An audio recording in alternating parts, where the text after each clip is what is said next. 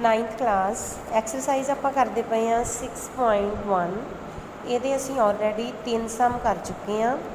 अज असी करांगे question number 4। Question number 4 की है साडे कोल की कह रहा कहंदा डायग्राम दे विच दिस वन आ डायग्राम लाइन ए बी ठीक है। ये उपर एक लाइन आ ओ सी ते दूजी लाइन आ ओ डी। आ एंगल आ X, this one is Y, this one is Z ते आ एंगल की आ डबल्यू। गिवन मैनू दिता आ given X plus Y equal to W plus Z ते टू प्रूव मैं करना आ कि ए ओ बी इज़ आ लाइन ठीक है।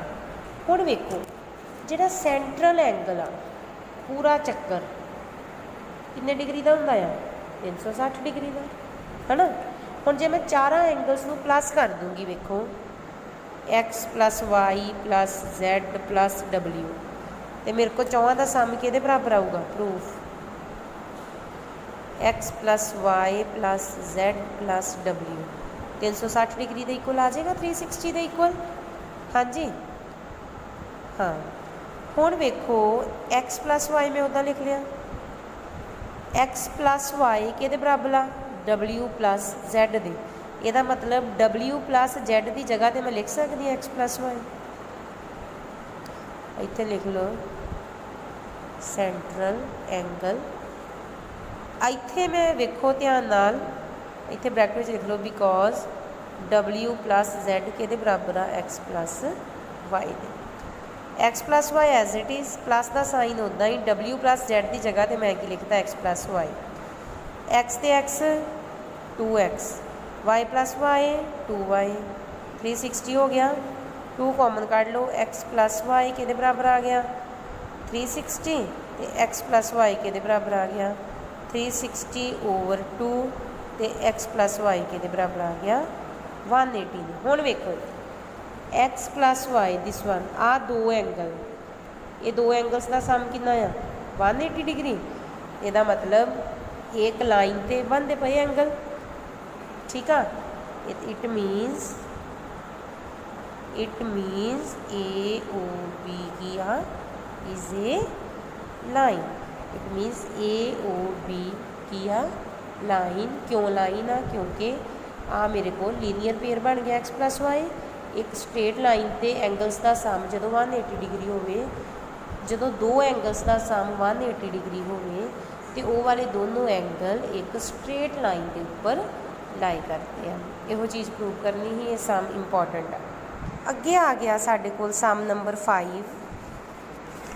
सम नंबर 5 की कह रहा कहता P O Q is a line.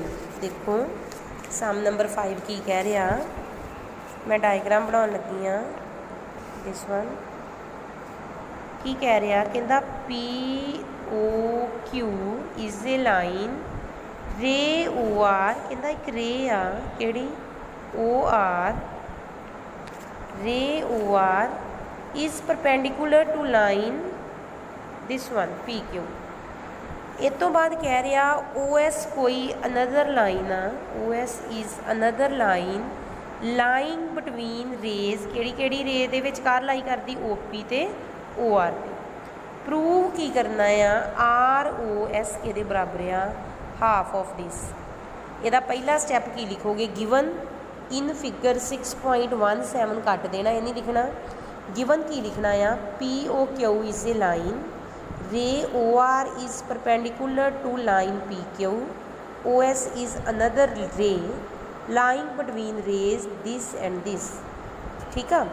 अगे हैडिंग पाना है टू प्रूव की लिखोगे आर ओ एस एंगल के इक्वल आ 1/2 angle Q O S minus angle P O S. Statement clear है सारिਆਂ ਨੂੰ। हाँ जी बेटा हुण इहदा करो जी प्रूफ। हुण इहदा की करो प्रूफ की कह रहा आ वेखो प्रूफ करो कहता POQ is a straight line. POQ की आ स्ट्रेट लाइन। जेकर POQ स्ट्रेट लाइन आ ਇਹਦਾ मतलब एक एंगल, दो एंगल ते तीजा एंगल, तिन्ना दा सम किहदे बराबर होगा 180 degree they. It मीनस angle POS plus angle SOR plus angle ROQ किहदे बराबर आऊगा 180 दे बाय लीनियर पेयर। पर आपां नूं पता आ कि जिहड़ा OR आ वो PQ लाइन दे की आ परपेंडिकुलर। ये गिवन दिता ना कि जिहड़ी लाइन OR आ ये PQ दे की आ परपेंडिकुलर।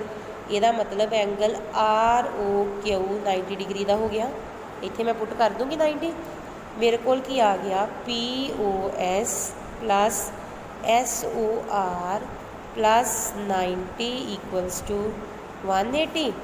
ਇਹਦਾ मतलब POS प्लस SOR किहदे बराबर आ गया 180 माइनस 90 तो POS प्लस SOR किहदे बराबर आ गया जी 90 डिग्री दे। किहदे इक्वल आ गया 90। ਇਹਦੇ ਵਿੱਚੋਂ मैं SOR की वैल्यू कढ़ सकती हाँ। SOR नूं ROS भी लिख सकते हैं। ROS किहदे बराबर आ गया 90 माइनस POS। बेटा विचकार वाला जिहड़ा एंगल है ना वो मेन हुंदा है, बाकी इनू इधर जां इनू इधर आपां कर सकते हैं। ਇਹਦਾ नंबर पा लो 1। उस तो मगरों वेखो जिहड़ा एंगल QOS आ, ठीक है, उन्होंने आपां की लिख सकते हैं ROS प्लस ROQ लिख सकते हैं। मैं लिख सकती हाँ angle ROS plus angle ROQ किहदे बराबर आ गया एंगल QOS। वेखो दोबारा ROS इन्ना एंगल प्लस ROQ, इन्हां दोवां एंगल्स नूं प्लस करदा की बनूगा मेरे को QOS पूरा एंगल बन जाएगा ना। हाँ जी, ये मैं कढ़ सकती हाँ ROS उदा ही लिख लिया। ROQ कितने डिग्री का आ 90 का, वैल्यू पुट कर दो QOS के बराबर आ गई। ਇਹਦਾ मतलब ROS किहदे बराबर आ गया जी QOS माइनस 90। ਇਹਦਾ नंबर पा लो 2। 1 ਤੇ 2 ਨੂੰ प्लस कर दो की आऊगा angle ROS plus angle ROS left hand side अलग प्लस कर ली equal to 90 minus POS plus QOS minus 90। 90 का 90 कटिया गया, बचिया कि 2ROS के बराबर आ गया। QOS पॉजिटिव पहला लिख लो, नैगेटिव बाद चो लिख लो। इधर 2 मल्टीप्लाई हो रहा, दूजे पासे जाके बेटा की हो जाएगा डिवाइड की आया QOS माइनस POS। यो चीज़ प्रूव करनी है आपां, यो चीज़ प्रूव होगी सी। क्लीयर, दिस इज़ इंपॉर्टेंट सम, इनू चंगे तरीके नाल कर लो, कुछ नहीं है ठीक है। पहला भी आपां ROS की वैल्यू फाइंड आउट कर ली with the help of linear pair, बाद विच आपां with the help of angle आपां ROS की वैल्यू फाइंड कर ली तो दोवां नूं प्लस कर दिता तो थल्ले अपने को वैल्यू आ गई। अगे वेखो एंड वाला सम आ 6th, ये डायग्राम नहीं दी, ये डायग्राम असीं खुद बनानी आ। 6th सम की कह रहा कहता एंगल XYZ 64 डिग्री दे। इत्थे मैं अपने कोलों एंगल 64 का एंगल इत्थे आऊगा इदा देख लो X Y ते Z कितने डिग्री का आ 64 का, ठीक है जी। XY नूं प्रोड्यूस किया कित्थों तक पॉइंट P तक, XY नूं प्रोड्यूस किया कित्थों तक पॉइंट P तक। कहता draw a figure from the given information, कहता जिहड़ी भी तुहानूं इनफॉर्मेशन दी गई आ स्टेटमेंट विच उहदे अकॉर्डिंग ही तुसीं डायग्राम नूं ड्रॉ करो। इफ रे YQ बाइसैक्ट एंगल ZYP, कहता एक लाइन आ YQ जिहड़ी एंगल इनू बाइसैक्ट करती पई, मतलब आ एंगल ते आ एंगल ये दोवें की होणगे इक्वल। जिहड़ी लाइन वाई क्यू आ ਉਹ एंगल ਜ਼ੈਡ वाई पी ਨੂੰ ਬਾਈਸੈਕਟ ਕਰਦੀ ਪਈ ਆ। ਬਾਈਸੈਕਟ ਦਾ ਮਤਲਬ ਜਿਹੜੀ ਲਾਈਨ ਆ ਉਹ ਐਂਗਲ ਨੂੰ ਦੋ ਇਕੁਅਲ ਪਾਰਟਸ ਵਿੱਚ ਡਿਵਾਈਡ ਕਰਦੀ ਪਈ ਆ। ਇਹਦਾ ਮਤਲਬ ਆ ਦੋਨੋਂ ਐਂਗਲ ਕੀ ਹੋ ਗਏ ਸੇਮ। ਕਲੀਅਰ। ਕਹਿੰਦਾ ਜੇਕਰ ਲਾਈਨ ਵਾਈ ਕਿਊ ਬਾਈਸੈਕਟ ਕਰਦੀ ਪਈ ਆ ਜ਼ੈਡ ਵਾਈ ਪੀ ਨੂੰ फाइंड की करना आ एक्स वाई क्यू। एक तो आ सारा एंगल फाइंड करना है तो दूजा reflex of Q Y P आ फाइंड करना है। ठीक है हुण वेखो आ तीनों एंगल की बना गिवन लिख लोगे ना। गिवन इत्थों तक सारा गिवन आ बाईसैक्ट तक उस तो अगे टू प्रूव विच find angle this and this ये तुसीं हुण कर लेना आ। डायग्राम नीचे हैगी बुक ते ध्यान नाल देख लिओ।